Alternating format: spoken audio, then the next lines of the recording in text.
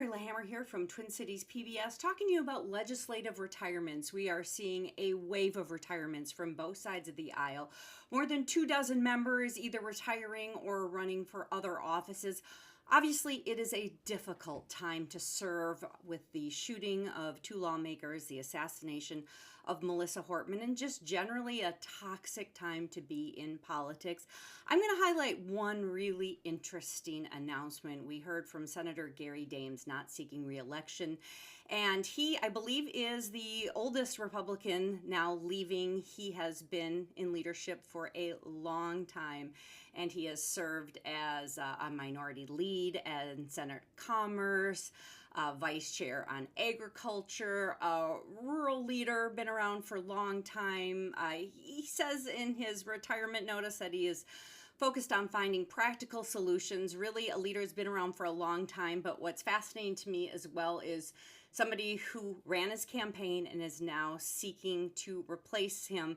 His name is Braxton Seifert. Now, he's going to have to go through a nomination and endorsement process, but if you recognize the name Seifert, this is Marty Seifert's son, and if he were to be elected, he would be the youngest state senator. Senator Mohammed right now, who's serving Democrat. She is the youngest senator and made a lot of news for that.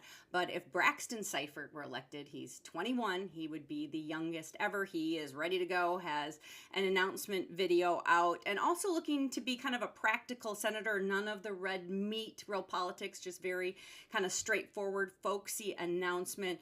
I know him to be an auctioneer. He also just moderated the Republican debate down at Southwest State in Marshall. And I've known this kid actually since the day he was born. I remember when he was a baby on his father's shoulder when Marty Seifert was the minority leader. And actually, he is somebody that we remember when his father retired and gave a speech talking about how difficult it is on the families of lawmakers when they serve. And Marty Seifert told the story of when he got home late from the legislature one night and he was pushing the door open and how his son was asleep on the doorstep and how his child was waiting for him to come home and how hard that was. And then the story of when Seifert was seeking the nomination for governor, and a reporter noticed his son had a little gash on his face, and he said, oh, honey, what happened to your face? And he said, my daddy wasn't there to pick me up when I fell off my bike. So this is a kid who knows how hard public life and running for office is, and now he is also seeking running for office. So huge turnover, big change is coming to the Capitol. There are going to be dozens of new lawmakers coming. Very different time coming to the legislature. And when session starts now in February, just weeks away, we do know that the memorial will remain for Melissa Hortman there at the front of the House chamber.